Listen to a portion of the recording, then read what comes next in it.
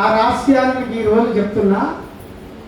భవిష్యత్తులో సత్యయుగానికి ఒక విత్తనం నాటిండు ఈ ప్రపంచంలో.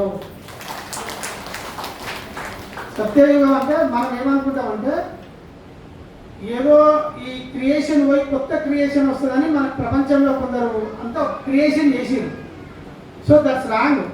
ఒక రైతు విత్తనం నాటాలంటే ఫస్ట్ ఆ కల్టివేట్ చేసి అంటే ఆ భూమిని శుద్ధి చేసి విత్తనం నాటితే అప్పుడు ఆ చెట్టు పెరిగి ఫలితం చేతిలోకి వస్తుంది. పత్రి సార్ ఏం చేసిందంటే భూమి మీదకి ఇక్కడ ఈ 90s ఎక్కడో గుహలో ఉన్న ధ్యానాన్ని గృహంలోకి తీసుకొచ్చి ప్రపంచంలో సత్యయుగానికి అహింసా జగత్కు బీజం వేసిండు. భవిష్యత్తులో పిరమిడ్ స్పిరిచువల్ సొసైటీయే సత్యయుగానికి పుట్టుకకు కారణమవుతుంది. జగత్తు మొత్తం అహింస అవుతుంది కొద్ది సంవత్సరాల తర్వాత. సో ఇక్కడ ఇప్పుడు నా గురించి ఇంట్రడక్షన్ చెప్తున్నాను. నా పేరు సంతోష్ కుమార్. నేను హైదరాబాద్లో కండక్టర్గా ఉద్యోగం చేస్తున్నాను. 2006లో ఉద్యోగం వచ్చింది. న్యాచురల్గా ఏదో అందరూ బతుకుతున్నట్టు నేను బతుకుతున్నా. కుటుంబము, జీవితము, ఉద్యోగం.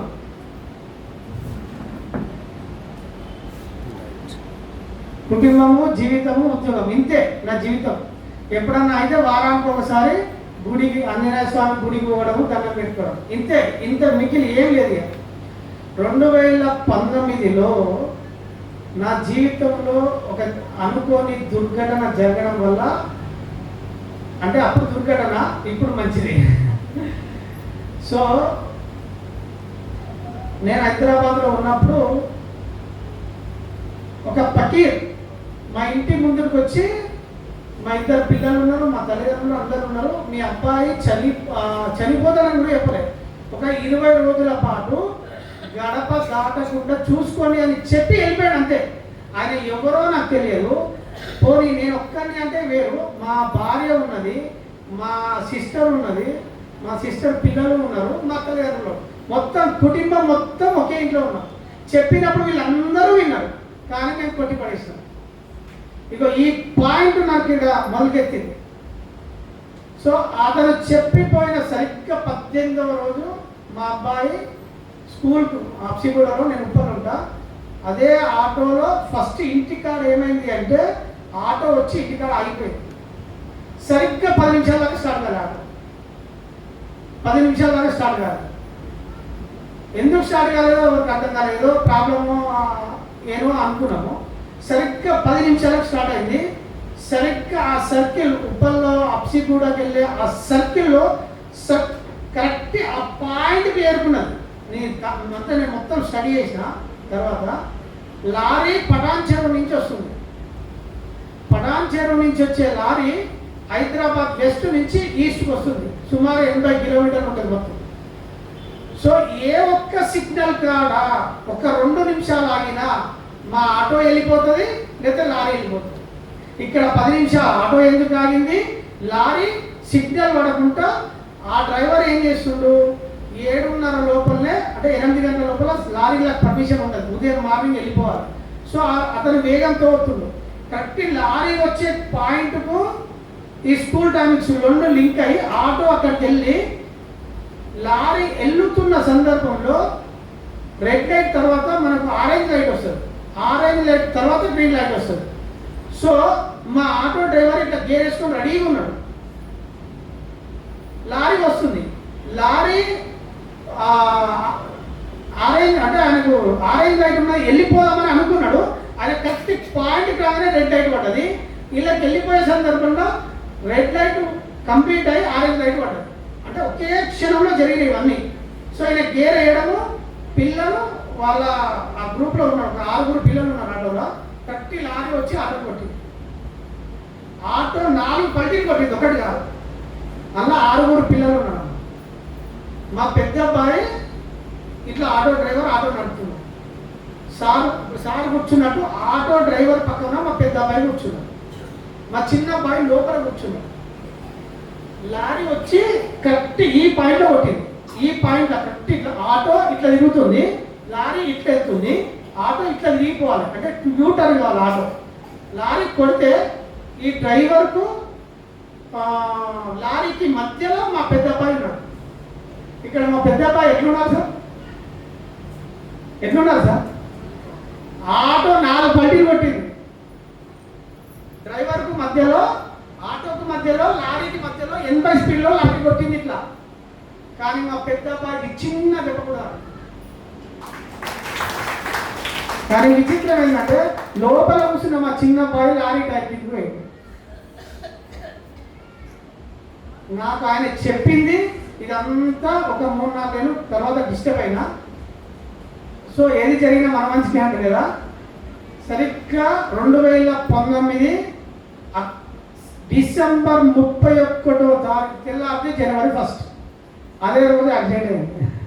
మా చిన్న అబ్బాయి చనిపోయాడు. ఆయన పక్కీరు వచ్చి ఎందుకు చెప్పిండు, ఇదంతా ఎందుకు జరిగింది అని నా మైండ్లో ఇట్లా కూర్చున్నది. అసలు ఏంది జీవితం? 15 ఏళ్ళు సాఫీగా దాగిపోయిన జీవితం హఠాత్తుగా ఎందుకు జీవితం మారింది? ఇక్కడ మొదలైంది నా అన్వేషణ. సో ఆ తర్వాత మనకు కరోనా రావడం, నాకు ఒక సంవత్సరం పాటు ఉద్యోగం లేకపోవడం ఒకటి కలిసి వచ్చింది. అప్పుడు హైదరాబాద్లో లేకుండా మా సిద్ధిలోక, మన జనగాం దగ్గర సిద్ధిలోక తెలుసు కదా, అక్కడ మా విలేజ్ ఒక 6 కిలోమీటర్లు మా విలేజ్ ఉంటుంది. నేను మానసిక ఇట్లా శాంతి కోసం ఆ సిద్ధిలోక దగ్గరకు వచ్చి కూర్చున్నటువంటి అక్కడ సిద్ధేశ్వర పిరమిడ్ అన్నకు తెలియకుండా అక్కడికి పోయినాడు. మల్లికార్జున సారు వాళ్ళిద్దరు సాయంత్రం వచ్చి రోజు అన్ని చూసుకునేటోళ్ళు. జస్ట్ ఏం లేదు, అక్కడ కూర్చునేటోళ్ళు. నాకు మెడిటేషన్ అంటే తెలియదు, ఆధ్యాత్మికత అంటే తెలియదు, ఏమీ తెలియదు. సో అక్కడ నా యాత్ర మొదలైంది. ఇక ఆ తర్వాత నా అన్వేషణ స్టార్ట్ అయింది. ఆ ప్రయాణంలో హైదరాబాద్కి వెళ్ళిన సమయంలో ఈ పిరమిడ్ మెడిటేషన్ చేయడం నాకు అక్కడే స్టార్ట్ అయింది. అంటే నాకు ఆధ్యాత్మిక పునాది పిరమిడ్ సొసైటీ. సో హైదరాబాద్లో బోడుప్పల, నేను ఉండే హైదరాబాద్ ఉండేది, బోడుప్పల ఒక పిరమిడ్ ఉంటుంది, దత్తసాయి పిరమిడ్ ఉంటుంది. అక్కడికి వెళ్ళి మెడిటేషన్ చేసుకునే క్రమంలో ఒక సైదులు అని ఒక పర్సన్, మన పిరమిడ్ మాస్టరే, నన్ను పత్రిసార్లు తీసుకుపోయాడు. ఎప్పుడు 2020 ఆగస్టులో. అప్పుడు ఇంకా ప్రపంచం బయట లేదు. సారు కొత్తపేట వచ్చిండు, నన్ను తీసుకుపోయిండు. ఆ కొత్తపేట ధ్యాన జగత్ ఆఫీస్లో రూమ్లో కూర్చున్నాడు. నేను పోయినా, తీసుకుపోయాడు. కట్టి నా గుడ్లలో నీళ్ళు కనబడుతున్నాయి. నా గుడ్లలో నీళ్ళు కనబడుతున్నాయి. చూసింది ఇక్కడ, చూసి ఆ రూమ్లోకి ఈ రూమ్లోకి ఎట్లా వచ్చినావు అన్నాడు. ఏంది సారు, నేనేదో ఇది వస్తే నాకు ఆ రూమ్లోకి ఈ రూమ్లోకి వచ్చినావు. సో ఆ రూమ్లోకి వెళ్ళి ఈ రూమ్లోకి ఎట్లా వచ్చినావో, ఈ లైఫ్లోకి వెళ్ళి ఇంకో లైఫ్, అంటే ఈ లోకంలోకి వెళ్ళి ఇంకో లైఫ్ వెళ్ళిపోతాడు. డీప్గా సాధన అయ్యి నీ ద్వారా మంచి వర్క్ జరుగుతుందని చెప్పింది సార్. అప్పుడే చెప్పినాడు. కాబట్టి నేను కొట్టి పడేసిన. అప్పుడు పకీరాతను చెప్పిండు, మన మైండ్ ఎట్లా కొట్టి పడేసారు. గురువులు మధ్య చెప్తారు, ఆ పకీరానే చెప్పిపోయిండు, ఇక అంత అయ్యేది లేదు పోయేది లేదు అని మళ్ళా కొట్టి పడేసిన. సో సాధన చేస్తున్నా. ఇక నేను మెల్లగా ఏం చేసిన అంటే పిరమిడ్ దానిని వండుకుంటూ ఈ సొసైటీని మెడిటేషన్ చేస్తూ అన్ని సొసైటీలు తిరిగినా సార్. కన్హా మెడిటేషన్ పోయినా, ఓం శాంతి పోయినా, రమణ మహర్షి ఆశ్రమాలకు పోయినా, ఓషో ఆశ్రమాలకు పోయినా, అన్ని తిరిగి ఎవరెవరు ఏం చెప్తున్నా అని చూసిన తర్వాత నాకు ఆ మెడిటేషన్ తృప్తిని ఇవ్వలేదు. నాకు మళ్ళీ గందరగోళం ఉన్నది, మనసు శాంతి లేదు, అసలు దాని మూలం దొరకలేదు, ఏమి అర్థమైతలేదు, అంత గజిబిజి ఉన్నది. వాళ్ళు ఏం చెప్తున్నారో వాళ్ళకే క్లారిటీ లేదు. పోనీ ఇది చెప్తే నేను అడిగిన ప్రశ్నలకు వాళ్ళ దగ్గర సమాధానం లేదు. సార్ మనశ్శాంతి వస్తుంది, ఎట్లా వస్తుంది, పోనీ ఎట్లా చేస్తుంది, ఇవన్నీ నా ప్రశ్నలకు ఎవరు కరెక్ట్ ఆన్సర్ చెప్తలేరు. లోపల 100 పేరుకపోయిన ఆన్సర్ ప్రశ్నలు అన్నీ, ఎవరు అడిగిన సమాధానం. సో లాస్ట్ నాకు మళ్ళీ అన్నీ ఆలోచిస్తే నాకు పిరమిడ్ సొసైటీలో కొంత జ్ఞానం ఉన్నది. చాలా మంది దగ్గర నేర్చుకున్నా. న్యూటన్ సార్ దగ్గర పోయినా, పత్రి సార్ దగ్గర ఒక 3-4 టైమ్స్ కలిసిన. పత్రి సార్ బాడీలో ఉన్నప్పుడు భీమవరం పోయినా, అందరు తీసుకున్నా. పిఎంసీలో అన్ని పత్రి సార్ వీడియోలు ఇవన్నీ తెచ్చిన తర్వాత పత్రి సార్ వీడియోలు అన్ని ఫాలో అయ్యి ఒక 500 వీడియోలు విన్నా సార్. పత్రి సార్ ఏమేమి చెప్పిండు, ఎక్కడ ఏ పాయింట్లో చెప్పిండు, ప్రతి పాయింట్ నేను బ్రెయిన్లో ఎక్కించిన. ఎందుకంటే నాకు తెలియాలి సత్యం అసలు ఏంది జీవితం, ఎవరు నడిపిస్తున్నారు నా జీవితం అని తెలిసినప్పుడు ఇక నాకు ధ్యాన సాధన విపరీతంగా చేయమని పత్రిసారి ఎప్పుడైతే చెప్పిండో, సరిగ్గా పత్రిసారి చెప్పినాక 3 నెలల తర్వాత ఇక బయట తిరుగుడు బంద్ చేయాలని డిసైడ్ అయ్యింది. తిరుగుడు బంద్ చేసి ఓన్లీ కూర్చోవడమే మొత్తం. ఇక నాకు సత్యం అర్థమైపోయింది, ధ్యానం అంటే జస్ట్ కూర్చొని గమనించడమే. నాకేమర్థమైంది అంటే తిరిగితే తిప్పలు, కూర్చుంటే కుప్పలు అని అర్థమైంది. అంతే సింపుల్. ఇదంతా పనికిరాలని అర్థమైన తర్వాత ఇక కూర్చొని గమనించడం సాగిస్తే ఇక బయటికి పోలే, తిరగడం బంద్ చేసిన, ఇంటికి లాగేసిన, ఇంట్లో ఎవరితోటి మాట్లాడలే. ఇట్లా 2 సంవత్సరాలు ఇంట్లో ఏదైనా అవసరం ఉంటేనే ఒక్కడే మాట మా మిసెస్ తోటి జస్ట్ నా అవసరానికి ఫుడ్ ఏదో జ్యూసులు తీసుకోవడం, లైట్గా ఏదైనా తీసుకోవడం, అన్నం తినకపోవడం, ఓన్లీ చపాతీ తినడం. ఇట్లా 2 సంవత్సరాలు ఇంట్లో ఉన్నాయి. బయటికి వెళ్ళడం ఓన్లీ డోర్ పెట్టుకోవడం. ఒక 5x5 మనకు రామంతాపూర్లో చారీ ఉంటాడు, చారీకి మా ఇంటికి వచ్చి పిరమిడ్ కట్టిపోయింది. ఇక పిరమిడ్ అక్కడ కూర్చోవడం, ఇట్లా కూర్చోవడం, ఇక కూర్చొని గమనించడమే. మధ్యలో ఏమైనా బాగా సాధన ఇంకా చేయాలనిపించినప్పుడు విపස්සన చేసిన. విపස්සన ఒక 5 కోర్సులు చేసాను.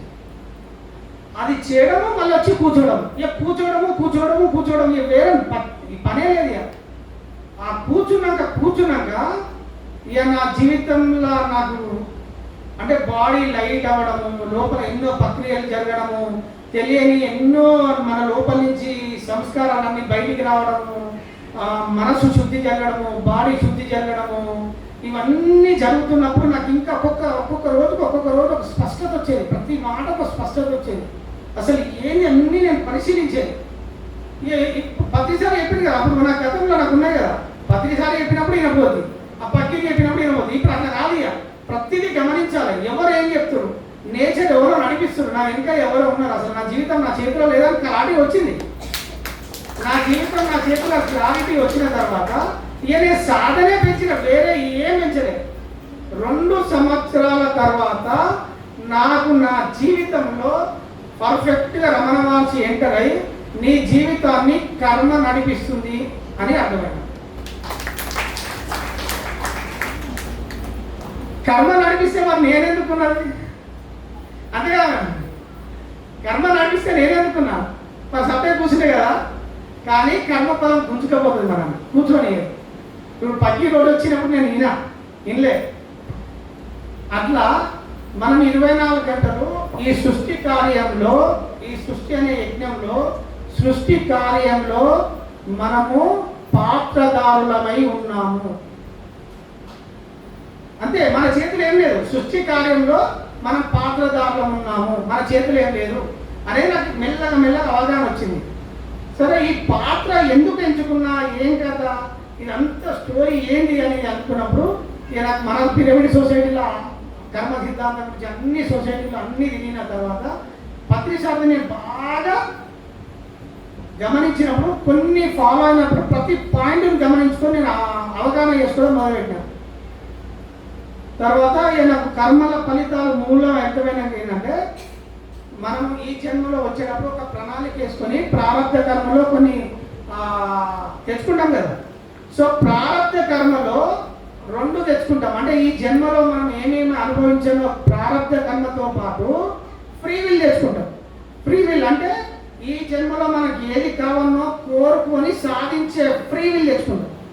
ఈ ఫ్రీ విల్ ప్రారంభ కర్మ 2 తెచ్చుకున్నప్పుడు ఇక్కడ భూమికి వచ్చిన తర్వాత ప్రారంభ కర్మనే మనల్ని తీసుకుపోతుంది, కర్మ ఫలమే మనల్ని గుంజుకపోతుంది. కానీ ఫ్రీ విల్ మన చేతులు ఉన్నది, కానీ మనకు తెలియదు.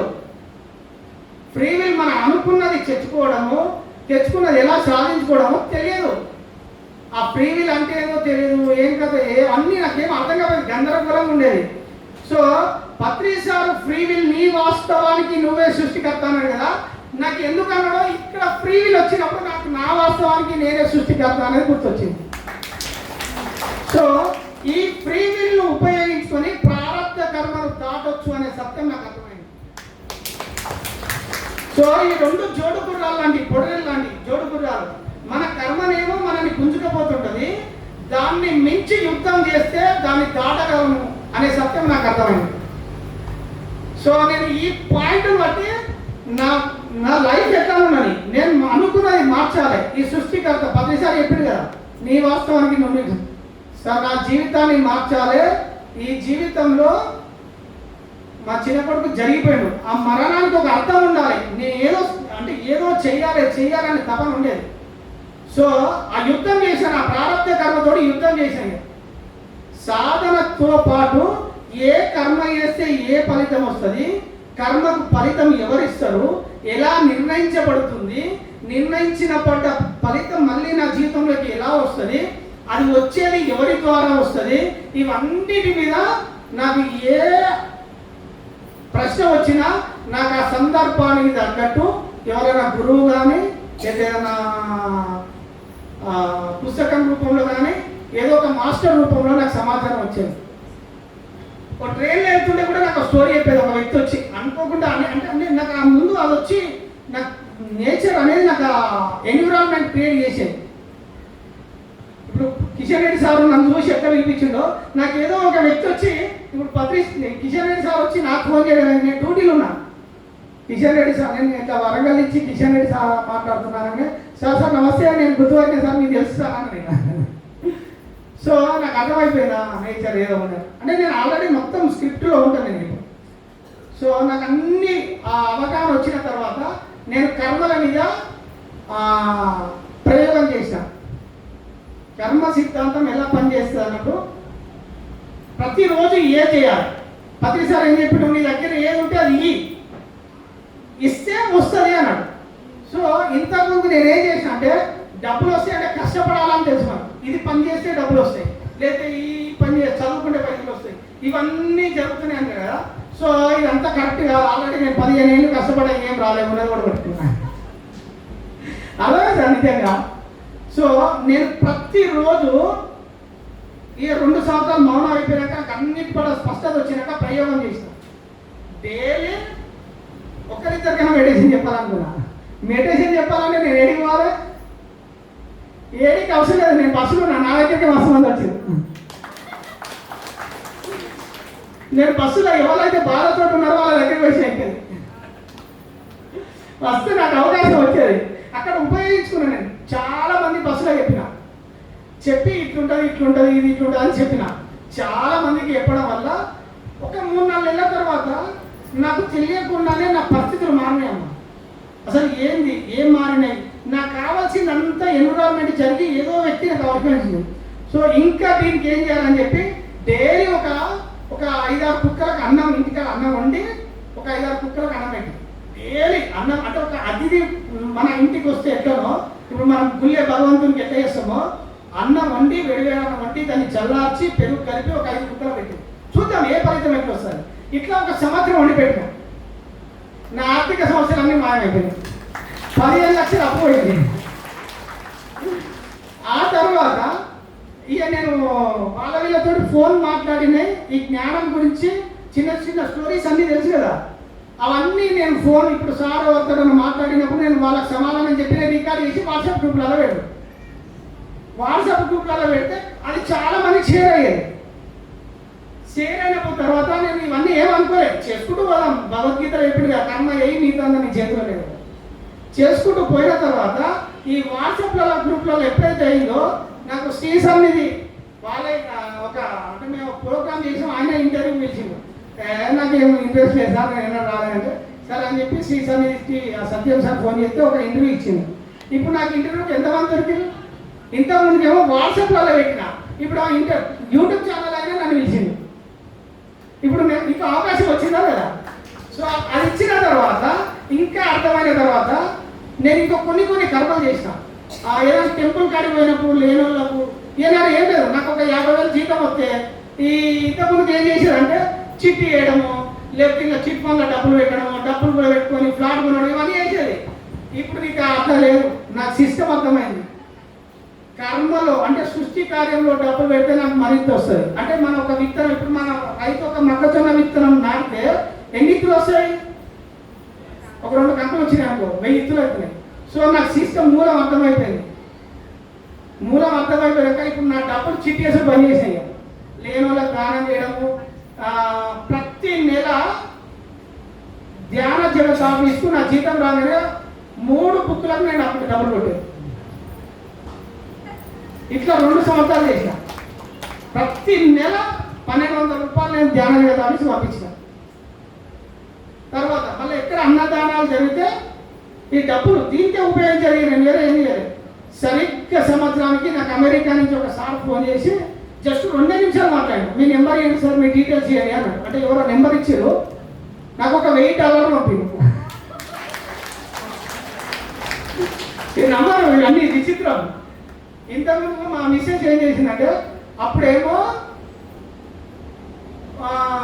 వీళ్ళు ఫ్రెండ్స్ అన్నావు, అది ఇట్లా ఇట్లా ఖర్చు పెట్టినావు, అన్నీ జరిగిపోయినాయి. ఇప్పుడేమో దాన ధర్మాలు అంటూ తిరుగుతున్నావు మా భార్య ఇచ్చేది. సో కొంత అర్థం చేసుకునేది, సపోర్ట్ చేసింది. విషయం ఏంటంటే ఆ సార్ డబ్బులు పంపించినప్పుడు మా భార్య నా పక్కనే ఉంది. ఇక తన క్లారిటీ వచ్చింది.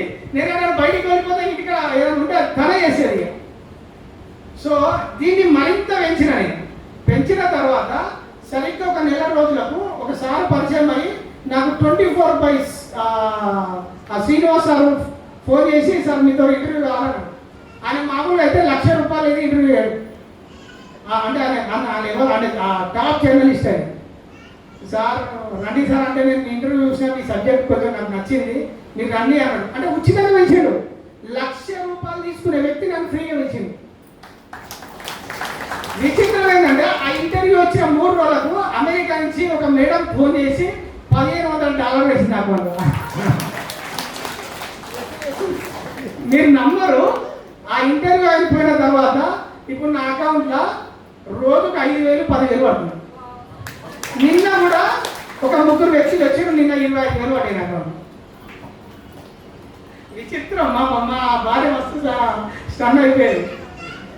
ఈ 3 నెలల్లో ఒక 40 లక్షలు అసలు నేను ఒక్కరి రూపాయి అడగలేదు, చేసుకుంటూ పోయినా చెప్పుకుంటూ పోయినా.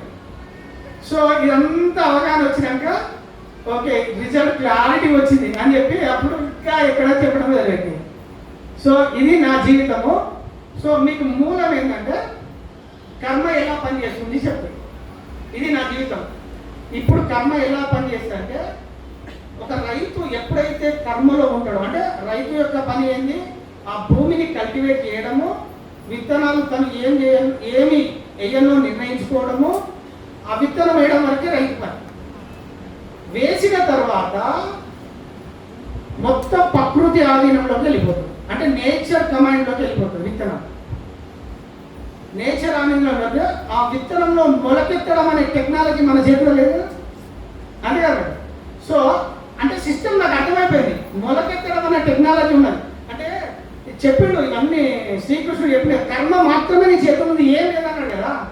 సో మన చేతిలో ఏం లేదని డిసైడ్ అయిపోయినా, నేను ఫిక్స్ అయిపోయినా, నా చేతిలో ఏమున్నది, ఓన్లీ కర్మ మాత్రమే ఉన్నది. సో నేను కర్మ మాత్రమే చేయాలి అనే దాని మీద నేను క్లారిటీగా ఇప్పుడు ఒక్కొక్క స్పష్టత ఎట్లా పనిచేస్తుందో మీకు చెప్తాను. సో రైతు విత్తనం పెట్టే కాడనే ఉన్నాడు, కానీ ఇక్కడ బయట ఏమనుకుంటాడంటే నేనే కష్టపడి పండించిన అనుకుంటున్నాడు.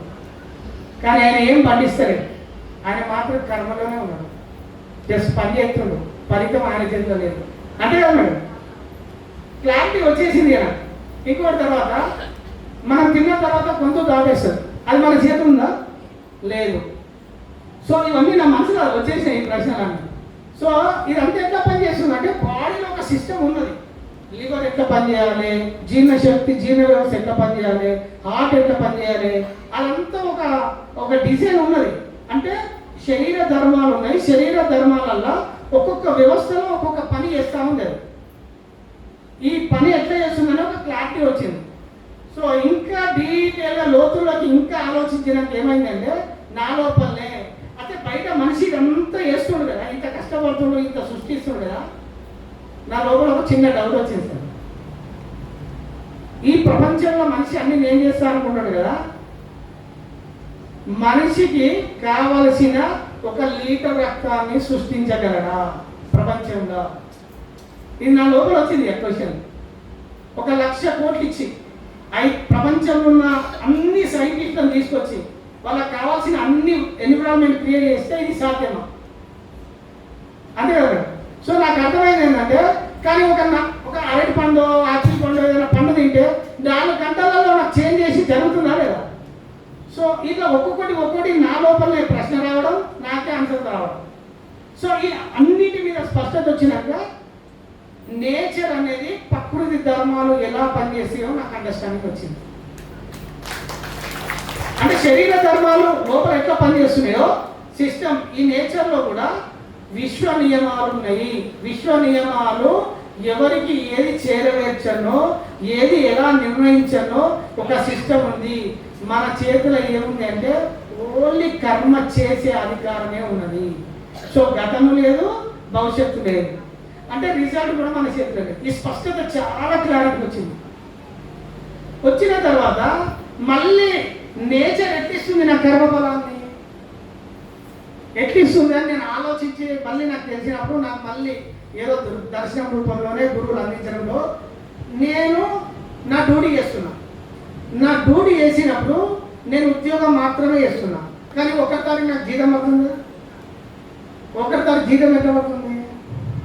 మనం ఏమనుకున్నాం అంటే నా డిపార్ట్మెంట్ ఇస్తుంది, మా యజమాని ఇస్తాడు, మా బాస్ ఇస్తాడు అనుకున్నాం. బాస్ ఏం చేయడు. ఒక సిస్టమ్ ద్వారా నా కోసం పనిచేసే, అంటే ప్రతి వ్యక్తి కోసం పనిచేసే ఇంకో వ్యవస్థ ఉన్నది. అకౌంట్ సెక్షన్ అవి ఉంటాయి ఆఫీస్లో.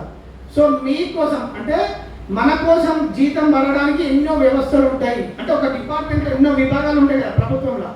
సో నేచర్లో ఎవరెవరికి చేరవేరనో ఆ సిస్టమ్స్ అంతా ఉన్నది. సో మనం కర్మ చేసిన తర్వాత ఎప్పుడైతే కర్మకు ఆ స్పందన జరుగుతుందో, అంటే ఫలితం స్పందన, ఇప్పుడు నేను ఒక వ్యక్తిని సహాయం చేసిన, తను పొందింది కదా, ఈ స్పందనలో ఫలితం సృష్టించబడుతుంది. ఆ ఫలితం ధర్మం డిసైడ్ చేస్తుంది. ధర్మం అంటే ఇక్కడ మనం చట్టం అంటే కదా, ప్రభుత్వ కోణంలో చట్టం తన పనులు చాలా చేస్తుంది. అంటే చట్టం అంటే అన్ని డిపార్ట్మెంట్లు వస్తాయి. చట్టం అంటే అన్ని డిపార్ట్మెంట్లు వస్తాయి. పోలీస్ వ్యవస్థ పనిచేస్తుంది. అన్ని వ్యవస్థలు, ఆర్థిక వ్యవస్థ, మనకి ఎన్నో వ్యవస్థలు ఉంటాయి, అన్ని ఇట్లా పర్ఫెక్ట్గా పనిచేస్తున్నాయో. సో నాకు పూర్తి అవగాహన వచ్చిన తర్వాత నాకు ధర్మం అనేది ప్రకృతి ధర్మాలు నా కర్మ ఫలాన్ని నిర్ణయించిన తర్వాత నా అకౌంట్లో ధర్మం డిసైడ్ చేసి నా అకౌంట్లో ఫలాన్ని వేస్తుంది. సో ఆ కర్మ ఎప్పుడైతే నా జీవితంలోకి రావడం స్టార్ట్ అవుతుందో ఆ ఫలం ఎట్లా వస్తుంది అంటే దానికి మళ్ళీ ఇంకో వ్యవస్థ ఉంది. ఇప్పుడు మనం ఒక పని చేయాలంటే ఇంకో వ్యక్తి ఉండాలి. సో అది మనకు ఇప్పుడు నాకు డబ్బులు రావాలంటే ఇంకో వ్యక్తి రావాలి. సో ఏదో వ్యక్తి ద్వారా ఆ సిస్టమ్ ఏం చేస్తుందంటే మనకు కావాల్సిన వ్యక్తి ద్వారా ఆ వ్యక్తిని మన జీవితంలోకి పంపించి అది ఆ అవసరాన్ని తీర్చుతుంది. అది కష్టం కానీ దుఃఖం కానీ. సో ఈ అన్నింటి మీద స్పష్టత వచ్చినాక నాకు ఇంకా క్లారిటీగా కావడానికి మంచి స్టోరీస్ దొరికినాయి నా అవసరానికి. సో కర్మ మళ్ళీ ఇప్పుడు ఈ తర్వాత నాకు ఏమైందంటే ఎంత వేస్తే ఎంత ఫలితం వచ్చినప్పుడు నాకు మంచి స్టోరీ దొరికింది. మీరు ఆల్రెడీ యూట్యూబ్ వింటారు. నాకు ఒక పెద్ద వ్యక్తి వచ్చి నాకు చెప్పింది, ఇట్లా ట్రైన్లో పోతున్నా యాదృచ్ఛికంగా వచ్చి మీరు ఆల్రెడీ విన్నారు, మళ్ళీ ఒకసారి చెప్తారు. అంటే ఆ స్టోరీలో క్లారిటీ ఏం చేస్తే మనకు ఇంత వస్తుంది అంటే మనం చేయకపోతే కొన్ని గుర్తుకుంటాం కదా. సో ఇట్లా కాదు, ఎంత చేస్తే అంత వస్తుంది, చెయ్యకపోతే రాదని 10 సార్లు చెప్పింది. అరే మరి ప్రపంచాలకు ఇట్లా జరుగుతుంది కదా అని చెప్పినప్పుడు నాకు ఆ స్టోరీ ఒక పెద్ద మనిషి చెప్పిండు, సార్ చెప్పిండు, చెప్పి వెళ్ళిపోయింది అంతే. నాకు నేచర్ అందించింది. సో ఆ వ్యక్తి ఏం చేసిందంటే ఒక ధనవంతుడు చెట్టు కింద, అంటే బాటసారి పోతున్నప్పుడు ఆ చెట్టు కింద ఆకలితోటి కూర్చున్నప్పుడు ఆ 2 వ్యక్తులు వచ్చి అన్నం తినడానికి వస్తారు. అందులో ఒక వ్యక్తి దగ్గర 2 రొట్టెలు ఉంటాయి, ఇంకో వ్యక్తి దగ్గర 3 రొట్టెలు ఉంటాయి. ఒక వ్యక్తి దగ్గర 5 రొట్టెలు ఉంటాయి, ఒక వ్యక్తి దగ్గర 3 రొట్టెలు ఉంటాయి. మొత్తం 8 రొట్టెలు అయినాయి. 8 రొట్టెలు ముగ్గురు డివైడ్ చేసుకుని తినాలి. ఎంత ఎత్తుగా దొరకదు. కానీ మళ్ళీ ఆయన చెప్పాడు 8 రొట్టెలు ఒక్కొక్క రొట్టె డివైడ్ చేసి మొత్తం 24 పీసులు చేసి సమాంతరంగా తింటారు. తిన్న తర్వాత ఆ 8 మందం ఈ ధనవంతుడు వాళ్ళ కృతజ్ఞతగా 8 బంగారు కాయిన్స్ ఇచ్చిపోతారు. ఇచ్చిపోయిన తర్వాత వీళ్ళిద్దరు పంచుకోవాలి. వీళ్ళిద్దరికి గొడవ జరుగుతుంది. మరి గొడవ జరిగితే ఏం జరుగుతుంది? వీళ్ళిద్దరు కొట్టుకుంటారు. డబ్బు అంటే అన్నదంలోనే గొడవ అయ్యేది. సో సో ఈ గొడవ జరిగినప్పుడు ఈ పంచాయతీ కాస్త రాజు దగ్గరికి పోతుంది. రాజు తీర్పు చెప్తానికి ఎవరు దొరకరు. ఒక మంచి సత్యంతో చెప్పే గురువును తీసుకొచ్చి ఈ పంచాయతీ చెప్పాలంటే ఆయన డ్రీమ్లో 7 రొట్టెలు ఆయనకు, అంటే 5 రొట్టెలు ఆయనకు 7 నగలు, 3 రొట్టెలు ఆయనకు 1 అని చెప్తారు. ఇదేంద్ర గొడవ అని మళ్ళీ అనుకొని వచ్చి ఆయన మొత్తం చెప్పేస్తారు. ఈ 5 రొట్టెలు ఆయనకు 7 బంగారు నగలు ఇస్తాడు, ఈ 3 రొట్టెలు ఆయనకు 1 ఇస్తాడు. ఇట్లా అంటే అప్పుడు ఇక మళ్ళీ చెప్పి నువ్వు 3 రొట్టెలు తెచ్చినావు కదా, ఈ 8 నువ్వు తిన్నావు, 1 ఆయనకి ఇచ్చినావు, నీ కర్మకు నీకు చెందుతుంది. ఆయన 5 రొట్టెలు తెచ్చిండు, 8 పీసులు తిన్నాడు, 7 ఆయనకు దానం చేసిండు. సో ఎవరు చేస్తున్నది వాళ్ళకే దక్కుతుంది. మనం చేయకపోతే రాలియా ఫిక్స్, నేను చేస్తలేను, కష్టపడతలేను, నాకు డబ్బు వస్తలేదు అని అనుకుంటాం. కానీ చెయ్యకపోతే ఎన్ని ప్రయత్నించినా రాదు మేడం. మీరు కూర్చుంటే రాదు, కష్టపడకపోతే అంటే రాదు, ఏం చేసినా రాదనే క్లారిటీ నాకు ఆ స్టోరీ ద్వారా తెలిసింది. తెలిసిన ద్వారా సో నా వాస్తవానికి నాకు సృష్టికర్త కదా, కర్మ చేస్తేనే వస్తుందనే సత్యం అర్థమైనప్పుడు ఎంత చేస్తే అంతే వస్తుందని అర్థమైనప్పుడు, ఎక్కువ రాదని అర్థమైంది. సో ఏం చేస్తే బాగుంటుంది అన్నప్పుడు మనకి ఈ సొసైటీలలో ఇంకా ఇంకా చేయడం వల్ల నాకు మరింత అవకాశాలు రావడం, మరింత వృద్ధి జరగడం, ఇట్లా నా జీవితం ఇటు వైపు తీసుకెళ్ళి ఇగో ఇప్పుడు తీసుకొచ్చి ఇక్కడ కూర్చొని పెట్టింది. Okay madam, thank you. ఈ అవకాశం ఇచ్చిన కిషన్ రెడ్డి సార్కు, మీ లోపల కొలువైనటువంటి ఆ పరమ చైతన్యానికి కృతజ్ఞతలు తెలియజేస్తూ thank you very much sir.